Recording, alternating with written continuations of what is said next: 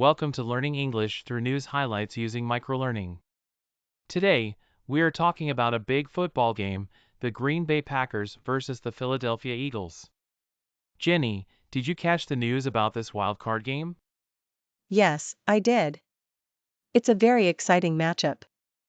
The game is happening this Sunday, and it's a part of the NFL playoffs, which is a big deal in American football.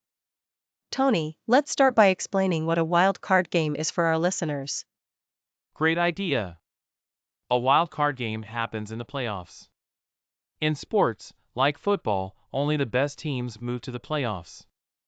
But sometimes, a team that didn't win its division still performed really well, so they get a chance to compete in the playoffs. This is called a wild card. For example, imagine you're in a race, and you don't come in first, but your time is really fast. You might get a wild card to compete in the championship. Another example is when there's an academic quiz team competition. If your team didn't win its group but you scored high, you might still get a spot in the finals as a wild card. So, in this case, the Packers and Eagles are playing in the wild card game to keep their playoff dreams alive. That's right. Let's talk about the teams. The Philadelphia Eagles are the NFC East champions, which means they had the best record in their division.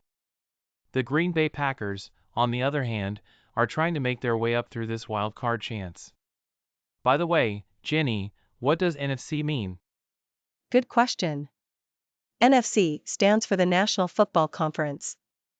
In the NFL, there are two conferences, the NFC and the AFC, or American Football Conference. Each conference has its own teams, and they compete to eventually crown one Super Bowl champion. The Eagles and Packers both belong to the NFC. Here's an interesting part of the news. Jalen Hurts, the star quarterback for the Eagles, is expected to play after missing the last two games. Let's explain quarterback for our listeners. Of course. The quarterback is like the leader of the team on the field. They are in charge of throwing the ball and making important decisions. Think of the quarterback as the captain of a ship, guiding where everything goes. For example, famous quarterbacks include Tom Brady and Patrick Mahomes. Jalen Hurts is the captain of the Eagles' ship. And the phrase expected to suit up simply means that Jalen Hurts will probably be putting on his uniform and playing in the game. Suit up is a fun expression. People can use it outside of sports to mean get ready for action. For example, you might say, I have an important meeting today, I need to suit up, meaning wear nice clothes and prepare. Another example could be a firefighter putting on their gear before responding to a call. They are suiting up to be ready for action. Now, Tony, how can people watch this game if they're interested? It's super easy. The article says the game will be broadcast, which means it's shown on TV or an online service. Broadcasting simply means sending information, like a TV show, to a large audience.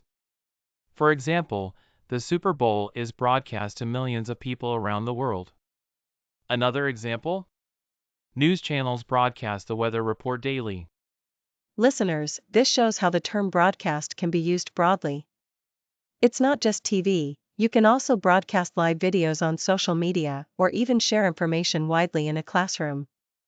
Speaking of sharing information, should we recap the key vocabulary and phrases from today's news, Tony?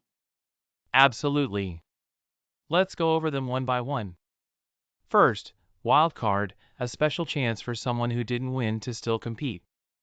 Second, NFC, which stands for National Football Conference, one of the two main groups in the NFL. Third is quarterback, the leader of the football team during a game, like a captain or decision maker. Fourth, we learned suit up, meaning get dressed and ready for action. It can be for a game, work, or any important event.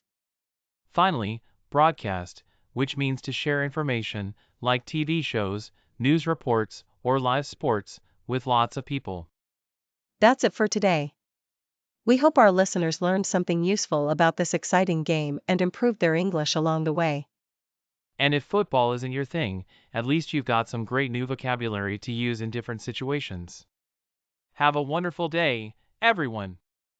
Take care, and see you next time.